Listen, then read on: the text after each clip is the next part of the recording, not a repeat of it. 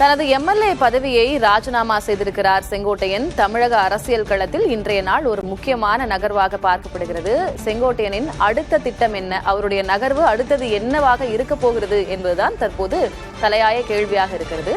அவர் சட்டமன்றத்தில் சபாநாயகரிடம் தனது ராஜினாமாவை அளித்துவிட்டு பிறகு அமைச்சர் சேகர் பாபுவிடம் பேசியதாகவும் தகவல் இருக்கிறது. நமது செய்தியாளர் ரமேஷ் இணைந்திருக்கிறார், அவரிடம் இது குறித்து கேட்கலாம். ரமேஷ், சேகர் பாபு அவர்களை செங்கோட்டையன் அவர்கள் சந்தித்து பேசியிருப்பதாக தகவல் இருக்கிறது. ஒருவேளை அவர் திமுகவுக்கு போலாம், தாவேகாவுக்கு போலாம் என்பதாக நிறைய அனுமானங்கள்லாம் இருக்கிறது. என்ன நடந்துச்சு ரமேஷ்?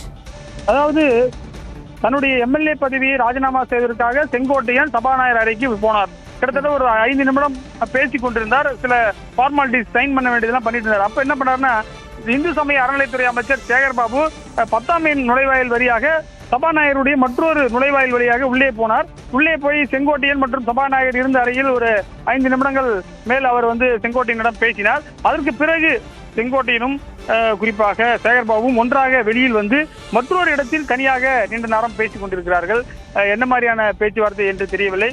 ஆனால் 2 பேருமே அதிமுகவில் இருந்தவர்கள். 2011 பார்த்தீர்கள் என்று சொன்னால் அவர்கள் எல்லாம் அதிமுகவில் இருந்தவர்கள் தான். அவர் 2010ஆம் ஆண்டு தான் திமுகவில் வந்தார் சேகர் பாபு. அதற்கு முன்பு வரை முன்னாள் எம்எல்ஏ என்ற அடிப்படையில் 2006ஆம் ஆண்டு எம்எல்ஏவாக இருந்தவர்களில் செங்கோட்டையனும் ஒருவர், சேகர் பாபுவும் ஒருவர். அவர்கள் சட்டமன்றத்தில் அதிமுக உறுப்பினராக தான் 2006 பேட்சில் இருந்தாங்க.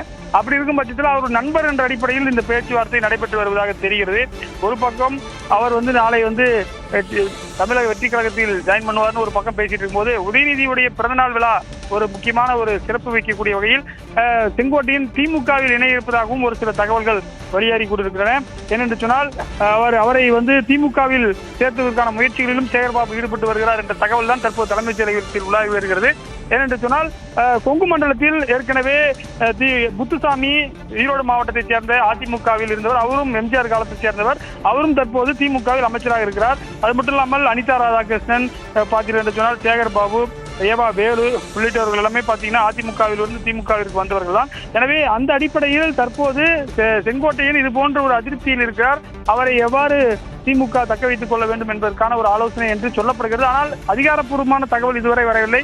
இது 2 தரப்பிலும் இதுவரை ஒத்துக்கொள்ளவில்லை. ஆனால் செங்கோட்டையன் சபாநாயகர் அறையில் இருந்த போது பார்த்தீர்கள் சொன்னால் சேகர் பாபுவும் அமைச்சரும் உள்ளே சென்றார். உள்ளே சென்று சில நிமிடங்கள் ஆலோசனையில் மேற்கொண்டார். இருவரும் ஒன்றாக வெளியில் தனியாக ஒரு இடத்தில் விவாதித்துக் கொண்டிருக்காங்க. இன்னமும் செங்கோட்டையன் வெளியில் வரவில்லை. நம்ம பேசலாம் ரமேஷ். செங்கோட்டையன் வெளியே செய்தியாளர்களை சந்தித்து என்ன சொல்றாரு அப்படின்னு நம்ம பொறுத்திருந்து பார்க்கலாம்.